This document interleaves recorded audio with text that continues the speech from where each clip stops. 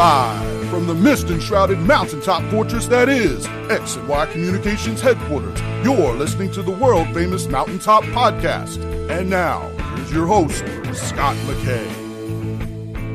How's it going, gentlemen? Welcome again to yet another episode of the world-famous Mountaintop Podcast. My name is Scot McKay, at Scot McKay on both Twitter and Clubhouse, Real Scot McKay on Instagram. You can find all the YouTube videos by searching my name on YouTube, Scot McKay, SCOTMCKAY. The Facebook group, as always, is the Mountaintop Summit, and you are always welcome to join us at mountaintoppodcast.com for show notes, free downloads, and always the opportunity to talk to me free for 25 minutes about what's on your mind, and perhaps we can put a plan together to get you from point A to point B in terms of you getting better with women and getting the right woman in your life. Listen, I've been chit-chatting with the guy who I'm just meeting now, and he and I are already like brothers from different mothers. At least I hope we're from different mothers because we're less than a year apart. And this guy is from California, and he has just a wealth of wisdom in a very particular area that I know is very interesting to you guys, and that is being your own man, not being blown and tossed by the whims of someone else, and not being caught into the trap of really second guessing yourself and thinking something about yourself that you really have no business thinking. If that sounds a little too esoteric, we're about to throw it all on the table. It's going to be a kitchen table topic, as is popular in the television news vernacular nowadays. From California, Matthew Ferry. You can call him Matthew Ferry International. He's also the second guy we've had with international behind his name. It's almost becoming like Junior. Instead of being Matthew Ferry Jr. or Matthew Ferry III, he's Matthew Ferry International. I'm thinking of changing my name too, Matthew, to Scot McKay International. Sounds good. International Man of Mystery. Yeah. Oh, yeah. Well, we talk about that a lot around here too. Anyway, Matthew, welcome to the show, man. Let me give you a formal welcome, man. Take it away. Oh, thank you. I really appreciate it. Excited to make a difference for all the guys out there. And you have a wonderful microphone, which is probably quite literally music to the ears of guys listening too. Well, the Shure SM7B is a fantastic microphone. Actually, this is what Freddie Mercury used to record, as well as Michael Jackson. No kidding. Yeah. Well, I'm a Samson man myself, but that's like Ford versus Chevy. They're both fine pieces of equipment. Yes, sir. Yes. Now, you have a book called Quiet Mind, Epic Life, and one of the most, intriguing concepts in that book is something you call the 30-day opinion diet. And you advertise it as a detox for your mind, not your body, kind of like taking a break from constantly judging every situation in your life. And according to you, that could do wonders for your mental health. You're saying it massively increases your focus and productivity because you free up mental real estate for the things that matter most to you in life. Elaborate, man. Tell us more about this because, boy, a lot of us really feel like we've been subject to opinions from literally every Tom, Dick, and Harry and some of their sisters on Earth here, probably for about the last 10 years, and especially since we've been all cooped up with COVID lockdowns, et cetera. So what's going on there, man? Unpack it for us. Okay, well, I will start by saying that the methodology that I created called the Rapid Enlightenment Process came out of 3 decades of coaching high-powered people and helping them to come to a place of peace and flow. And I think that we might start by asking our listener to just ponder this idea. I mean, what happens when you're experiencing true, authentic peace of mind?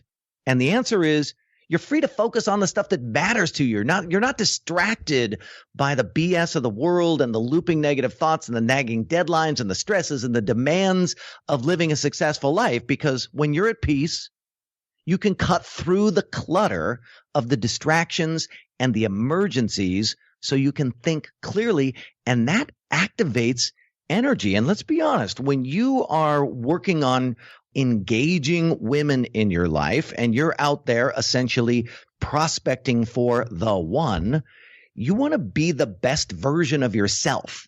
Oh, we call that deserving what you want around here. Deserving what you want.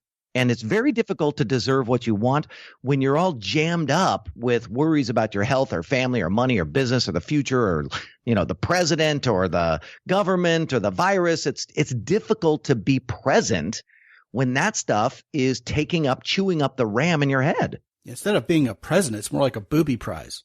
Exactly right. Yeah. You know what? As you were talking, I was reminded of how I did a Charles Hobbs time management course. Oh my goodness, probably 30 years ago. Matter of fact, they're so old a unit, they were bought out by Daytimers International, which has got to be obsolete by now also. I haven't heard about them in probably 15 years. Old school. Oh yeah. And like I said, you and I are within a year of each other in age. And this idea of distractions pretty much being the mortal enemy of productivity is certainly nothing new. I mean, if you really think about it, Alexander the Great conquered most of the world by distracting the enemy. It goes even back to the Greek idea of an island full of sirens, women that cause sailors to distract themselves with their beauty and be shipwrecked.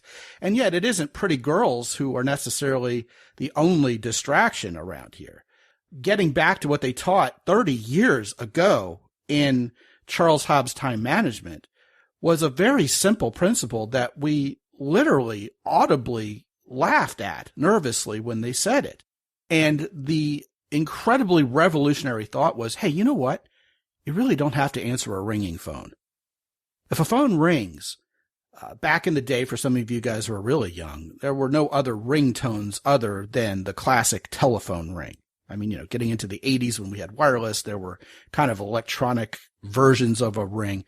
But the classic ringing telephone, which my wife still uses, by the way, on her cell phone, just so she can hear it above the din of other noises. She's smarter than me, by the way, because that's actually genius. But that triggers us. We hear a ringing phone and quite literally something incredibly important could be going on, and people will roll over and answer the phone. And the Charles Hobbs teacher, the person running this time management seminar, was very adamant in saying, hey, look, you know what? If it's an emergency, these people are going to demon dial you. If it rings like for a solid 4 minutes, okay, roll over and answer it. It's probably something important. But really, think about the times in your life when answering the phone really was of critical importance, life or death, make it or break it stuff in your life. And the answer is almost never. And nowadays, that distraction is on steroids. You and I were laughing before we clicked record on this particular show, Matthew, about how nobody really even talks to each other on the phone anymore, let alone faxes each other, right? We were talking about that. It's all text and it's all social media. Man, compared to a ringing phone, Facebook, Instagram, TikTok, YouTube, Twitter are just major league, massive, megalithic distractions, aren't they? Yeah, they're extremely distracting, and really they're meant to play on an aspect of our evolutionary psychology, which is the idea of giving an opinion in order to survive, essentially, to navigate. And we relate to our opinions like they're true, but they're not. We relate to our opinions like they're facts, but they're not. In the end, opinions are made up, they're invented. Everybody has one. And we relate to them like they're facts, but facts are facts. Opinions are something else. So literally, opinions are the source of negativity, not the people or the circumstances in our life. Opinions are emotionally charged triggers that can create conflict and dissent and strife and send us into a negative emotional state that can wreak havoc on the rest of our lives. And basically, the social media empires, even online dating and particularly dating apps, have figured out this relationship between having an opinion and our need to have that opinion approved of. I mean, even if you're on Bumble or Tinder and you put a picture and a profile out there, what you're hoping for is a bunch of women will approve of or have an opinion that's approving of you. And you, by nature of what you chose to put out there, really are posting an opinion about yourself that you're looking to find women who resonate with. It's kind of so primal, we almost overlook how baseline it is in our psyche. Isn't that what you're kind of getting at? Human beings are pack animals, and getting approval, being liked, being appreciated for our ancestors meant you were staying alive. Today, we're not in that situation. Yet we are pre-programmed and we come in with a set of predetermined ways of relating to the world that are essentially starting to backfire on us. They're a mismatch to what's actually occurring. And your opinion is one of those things that if you actually make the decision, I'm going to stop giving my opinion for the next 30 days, it will blow your mind how happy and peaceful and joyous and open and creative and free you are. And let's be honest, that is unbelievably attractive because you're actually being yourself. Now, in all fairness, to most of us listening, considering how deeply embedded we are in the modern zeitgeist, that sounds a lot like telling an alcoholic just, hey, quit drinking. You'll be a lot happier and healthier. It seems like, oh, yeah, it's easy for you, pal. But what about me? I mean, yes. Where do we even start with that? And, I'm going to go ahead and backtrack just a little bit. You mentioned something about opinions versus facts that I suspect is going to play a little bit into your answer. Nowadays, people will weaponize their opinion as if they're factual to tell you you're stupid or that you need to do better. Remember, do better was something that was really a caustic way of talking to people. It's kind of faded out of vogue over the last 2 years because it was so obnoxious and it didn't get people anywhere. And kind of ostensibly has been replaced with the softer science, literally, of telling people that this is scientific or this is what experts say, when really it still is an opinion about viruses and about taking shots and about the effects of things. Just because someone who is a doctor or a lawyer or a champion of business said something doesn't make their opinion any more factual necessarily. Because, hey, you know what? They could have ulterior motives. They could have someone paying them to say something. There could be some sort of gain that they're getting that's kind of under the surface. I mean, we've seen this time and time again from politicians, from businessmen. Just because someone seems smarter than we are, especially on a particular subject, doesn't change the fact that oftentimes what we're either being told is a fact or scientific when, by the way, science is a fluid entity, of course. Very fluid.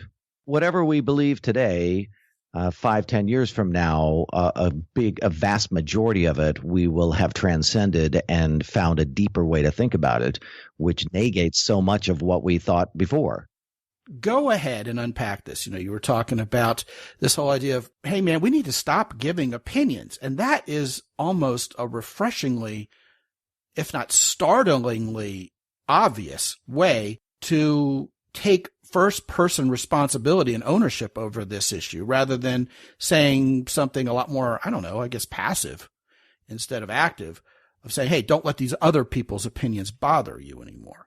So we're going to divorce ourselves from this idea of trying to sort out what's factual versus what's even opinion. And essentially, if I hear you correctly, just stop caring for a while, cleanse ourselves from it. Am I onto something there? I think you are. I don't know if caring is the right context. I think that caring is extremely valuable. But what happens is we relate to our opinions like that's real, that's true, and they become charged, which is essentially some sort of survival modality in a situation that is not even remotely a survival situation. So what I do with my clients is I say, let's play a game. Let's go on an opinion diet for the next 30 days. And there's 4 things that I ask people to do. 1, stop commenting on government officials and their decisions. You placed your vote. That was your task. If you want to get involved, get involved. But to sit there pontificating about government officials and what they're doing and how they're operating isn't actually moving the needle. All that's happening is you're demonstrating your confirmation bias, and you're essentially creating polarized opinions that do have a long-term impact on your reputation. Then, of course, it dramatically limits your opportunity set. So step 1, stop commenting on government officials and their decisions. Step 2, stop giving your opinion on global issues. You're not an expert. You're not there. You're not a part of the situation. If you want to get involved, great. We want you to get involved. But to sit there typing your answer into Facebook or Twitter and giving a scathing opinion on something that you barely know anything about, come on. You're wasting your time and everyone else's. Well, hold on a second. That statement makes it almost necessary to repeat what we said before, that even these people who are deemed to be quote unquote experts often are charlatans at best. Sometimes they may be experts, but they feel like they have to come up with an opinion because people are demanding it of them when really that opinion isn't fully baked yet. So even the opinions of experts aren't necessarily gospel. So, reflect again on what significance does that put on my opinion as a total interloper? And it kind of makes your point for you, doesn't it? Almost nothing, right? Yeah, and discernment is really going to be one of the most important skills for us to develop in this new era. So step one, you stop commenting on the government officials. You stop commenting on global issues. Step three is you stop pretending like you're an authority on life and how it's supposed to be. Your opinion is just as relevant as mine. Not at all. And human beings have developed over the millennia a way of thinking about the world that helps us to navigate the world. And part of that is we sort of come up with, here's my definitive way to operate on the planet. But as we've become more global citizens and we're connected to more and more people, it becomes really, really apparent that everybody has their own way and no one particular way is better than any other. So giving up this arrogance, which is a phenomenal survival trait, giving up your pride, your righteousness, which are phenomenal, incredible survival traits, and transcending them and going to a place of curiosity, wanting to know, asking questions, being open. These things lead to a much more effective version of yourself. Well, hold on a second there, though. Yeah, go for it. My retort to that would be, if you were to spend some time on Twitter, which is bad for your mental health, or even on Facebook, or even on the comments section of like a Fox News, very curiously to me, CNN, ESPN, they don't have a comment section anymore. They did away with it. Fox News is the only one who still dangerously treads where even angels fear to go nowadays in that regard. You'll see a lot of people who believe their opinion is not only the right one, but it's a life and death matter. Like people who are on one side or the other of the immigration debate, of the abortion debate, certainly climate change. These people honestly believe if you disagree with me, the world's going to end in a dozen years or less. So a lot of people really do believe that, hey, it isn't about agreeing with me, it's being quote unquote on the right side of history, which is another phrase that's weaponized a lot by people with a very, very firm opinion. And going along with that, Matthew, I find that a lot of people will float opinions that I find myself saying, there's no way in hell you actually believe that. You just need me to believe that because it furthers the narrative. Help me and this audience kind of differentiate between having my own opinion and being subject to propaganda that someone's out there trying to float because they see a bigger picture here that the rest of the world needs to adopt or else something terrible is going to happen.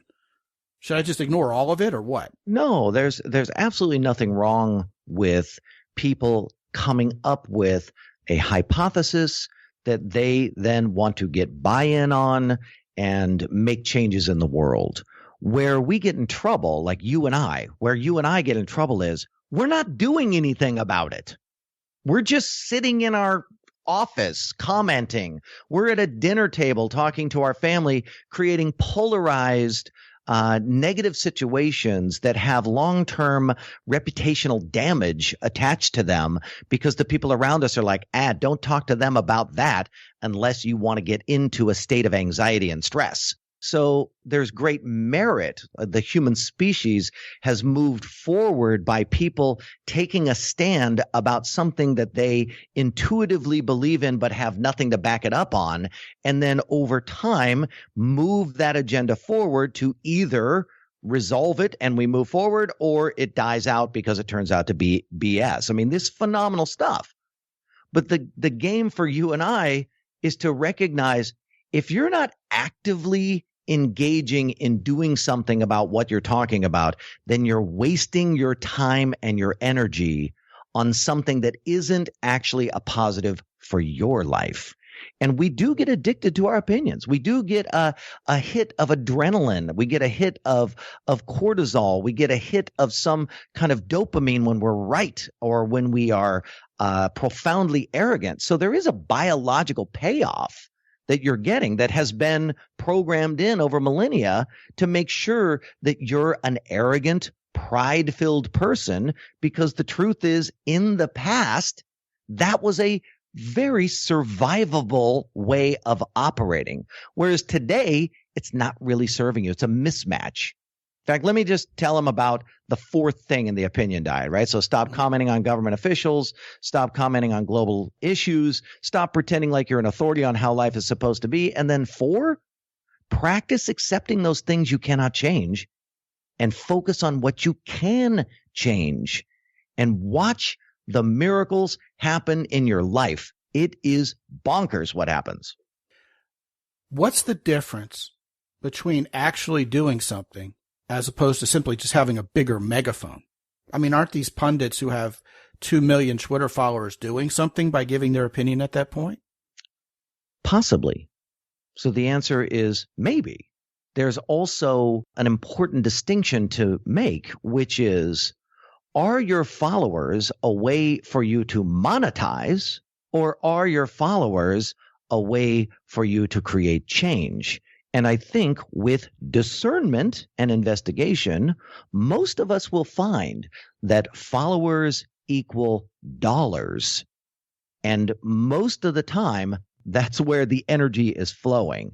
There are, of course, followers that equal change as well. The question is, am I in the present moment, or am I somewhere in the future or in the past because I've activated an opinion and I'm resisting something and I'm in a polarized situation? What I'm talking about here with the opinion diet, Scott, be at peace and then see how amazing you are. I still think that feels a little esoteric to those of us who have been so deeply embedded in this lifestyle for so many years now. You bet. So I'm receiving from the message that you're sending, Matthew, that, say, a big pundit with 2 million Twitter followers is effective and actually doing something if he's more strategic with the message he's sending out instead of merely tactical. Like, you're an idiot, spelled Y-O-U-R, is a tactical knee-jerk opinion. Whereas, hey, look, this particular message that the other opinionated side is sending out is wrong because of this. If this matters to you, you need to call your congressman, you need to get out there and march, you need to protest, you need to talk to your school board because this is what's wrong. Yeah, or I'm organizing something, let's go do this, right? 100%. Now, something else that you mentioned that I think we need to elaborate on a bit, just to really make this crystal clear to everybody listening, is that fourth element, which is, I need to get to know what I can really influence versus what is completely outside of my circle of influence. And this is something that a lot of people who are very smart have talked about. Jocko Willink, whose company sponsors this show, talks a lot about, hey, let go of things that you have no control over. Focus on those things you do have control over. And that's where you can really make a difference. That's where you can be responsible and take ownership in your life. If there's no way you even have any stake in a particular opinion or a particular matter that's out there or the state of affairs in the world in a particular respect, stay out of it and focus on those things that are inside your circle. And then you'll not only be more effective, you'll be more respected and you'll feel better about yourself. Kind of what you're saying. You'll learn to get to know yourself, and that'll be an improvement psychologically, perhaps even physically, right? I think if we're committed to having an awesome experience in life, then recognizing the stressors and eliminating them from our lives is paramount, because the stressors dramatically diminish the awesomeness of our life. Sure. And polarizing opinions create a negative attitude about the world. And according to the American Institute of Stress, negative attitudes create the feelings of hopelessness, and hopelessness creates chronic stress. For men, typically, that feeling of hopelessness creates an aggressiveness. Like we then experience a hostility that comes out. And if we're looking to have a life where we're doing what we want, we're with the woman that we want, we're living a life that is exciting and engaging, then wasting your time giving opinions on things you're not going to do anything about is something that you can practice letting go of, and it'll make a big difference. Well, it just increases the cycle of victimhood. Correct. I feel like, hey, I'm making a lot of noise about something I can't really control. Therefore, I feel disempowered. And disempowerment, by definition, practically, is victimhood.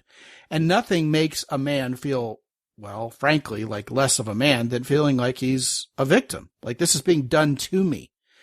And yet, just like you're saying so eloquently, and I believe powerfully and correctly, Matthew, once we take control of those things that we actually do have some influence over, and we see some progress there, we start seeing things actually get done, then hey, you know what? We start feeling better about ourselves. Why? Because all of a sudden we have some semblance of personal power building back into our lives. We feel more like a man. We feel more empowered to be a provider, protector, and to preside over our own domain again. And then women perk up and take notice. And really, that's so much better than hanging out on Twitter in our own little echo chamber, pretending we're all right and that we're making a difference, when really, you know, even though you're saying it can have an adverse effect on your own reputation, I got to be honest with you, Matthew. I see a lot of people spending a lot of time arguing with people on Twitter when really, honestly, nobody's listening. Two people are there caring about each other's opinion in the moment and disagreeing with each other. And even when they have what's perceived to be their own media outlet, which, you know, can be a very real thing on Twitter. I mean, everybody theoretically has a big microphone if they know how to wield it. But I see a lot of people just wasting a lot of time getting angry at each other when it's not doing any good. And in fact, nobody's even listening to begin with. You know what I mean? I do. And what you resist will persist. And what you accept will transform. And when you practice accepting the opinions of other people as opinions, what you will find is that emotionally charged trigger within you subsides, which then frees up your mental real estate, and you can focus on the things that are important to you. I mean, it really comes down to this, Scott. There are no jerks in the world until you show up and label them. Your labels create that negativity. Isn't that something? I recognized a couple years ago, and I'm not patting myself on the back here. This was brought to my attention, and I realized, by God, they're right. I don't have to respond to every irritating opinion that's posted on Twitter or Facebook. Even if it just strikes a chord of ire within me, I don't have to respond to it. Because, first of all, I've got to be mature to realize few people are going to care about my opinion anyway. All right?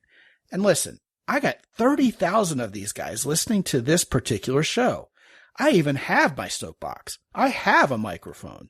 And even so, I'm still often feeling compelled to let myself get trolled into these conversations. And one thing I found about these trolls is I think they like it. I think there are a certain group of mentally ill people out there who just love starting discord and making arguments and creating drama and all of this BPD-esque kind of activity. And yet we can watch these threads unfold on Twitter and on Facebook and start believing everybody believes this way. Or, wow, so many people are really angry about this.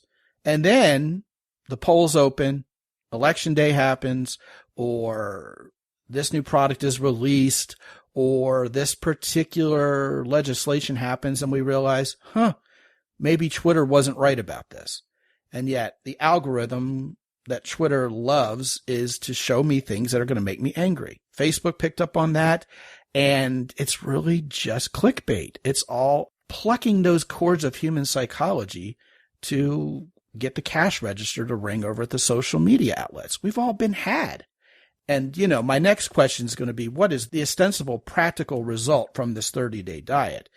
And I'm expecting you to elaborate on what you've already said by saying, you feel like you've hit the refresh button. You've rebooted everything. Is that accurate? And if so, what do I do about it? How do I live the rest of my life after this? Do I have to not give my opinion ever again? Or how do I stop myself from going back to my old habits? I mean, what's the end game here for you? It's a practice, right? So you just practice acknowledging that your opinion is the source of your suffering. Not someone else's opinion. Your opinion about someone else's opinion is the source of your suffering, not their opinion. Your opinion about your body, about that woman, about, the rejection that you got, is your opinion is the source of your suffering. One of my mentors a long time ago told me a story about 3 umpires. And she said, 3 umpires, 2 of them trainees, 1 master umpire. And the master umpire, before taking these 2 out on the field, says, how do you call a strike? And the new guy just jumps right in and he says, the ball comes in and I look to see where it is. And then, if it's in the strike zone, I call it a strike. And the master umpire just looks at him like he's dumb, shaking his head no. And the new guy is bewildered. So the more experienced guy says, look, it's either in the strike zone or it's not. And the master umpire again looks at this guy and shakes his head no and says, boys, the ball ain't nothing till you call it. And I want to say to our listener, my friend, life ain't nothing until you call it something. And what you call it will determine the quality of the experience that you're having. And I would like to invite our listener to never live another day with the annoying negative thoughts that create FUD, fear, uncertainty, and doubt. Because I believe that you deserve to literally live the rest of your life in a state of profound peace, kicking some tail and living a life of purpose and meaning. And when you take on some of the practical applications that I wrote about in my book, Quiet Mind, Epic Life, the opinion diet being one of them, it is amazing how much you can focus and how little anxiety and stress you experience. It's good stuff. So after 30 days, are we going to be less opinionated, hardwired with our opinions than we used to be? Are we going to gain more of an open mind from this? Or is there just simply going to be more of a quiet resolution that I don't have anything to prove to anybody and I don't need to worry about what they're trying to prove to me anymore? Or a kind of a combination? I think it's a combination, but let's call all of those things the qualitative experience. The quantitative experience is you're more resourceful, you're more creative, you're more present, you're more attractive. You're less distracted. Less distracted, much more in the present moment, much more focused on what matters to you. His name is Matthew Ferry, but you can call him Matthew Ferry International. He's an executive life coach, spiritual teacher. His group on Facebook and elsewhere is called Spiritual Hooligans, which is another completely intriguing topic we didn't have time to discuss here. If you go to mountaintoppodcast.com/Ferry, Ferry, and take a look, what you're going to find is his book on Amazon, which he's already mentioned, called Quiet Mind, Epic Life. I encourage you to get a copy of that book. It's very good. Obviously, you figured out Matthew's very smart, and you'll find more of the same in that book. I've also put it at the top of my queue on my Amazon influencer page, which you can reach by going to mountaintoppodcast.com/Amazon. As always, Matthew Ferry, thank you so much for joining us today. Man, this has been such a fun, different, and intelligent conversation, which I always appreciate, and I think the audience does too. Thank you. Thank you for having me. Yeah.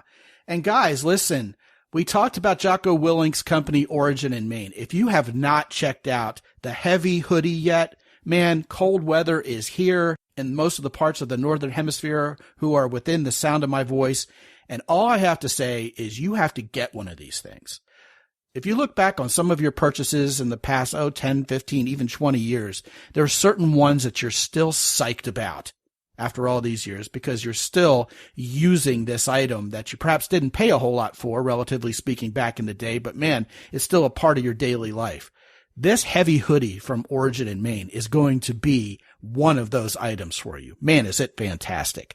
Go to mountaintopodcast.com/origin and order up one. Now listen, they're back ordered because this thing is so amazing. So you're probably not going to get it before Christmas, but if you get your name on the waiting list, you'll get one of these ultra popular hoodies that you'll be able to wear into the winter months.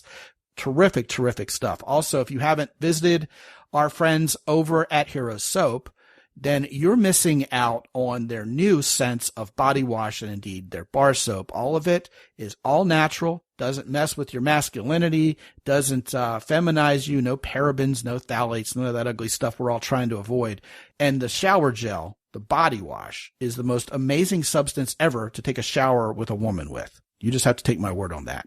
Find all of that and more when you go to mountaintoppodcast.com/hero soap. And you can find all the wonders that are at Origin in Maine by going to mountaintoppodcast.com/origin. Use the coupon code MOUNTAIN10 to get an extra 10% off, gentlemen, with either of our fine sponsors. And listen, if you haven't gone to mountaintoppodcast.com lately, check out all the free downloads that I talked about up front. Check out show notes. You can see pictures of our guests and perhaps get a copy of their books and check out their websites when you go there. And you can also sign up to talk to me for 25 minutes for free about not only what's going on in your dating life or in your relationship, but also what's going on in the business world, what's going on with your career. I can't underscore enough, guys, that I work with a lot of you guys who are already in relationships, who are married perhaps to the right woman, but want to make sure that relationship goes the distance and it's built to last and maybe smooth out a speed bump or something that's perhaps going on right now with the woman you love.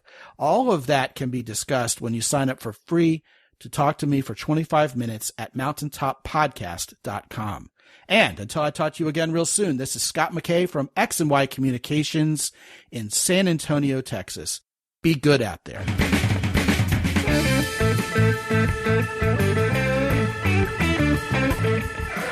The Mountaintop Podcast is produced by X&Y Communications. All rights reserved worldwide. Be sure to visit www.mountaintoppodcast.com for show notes.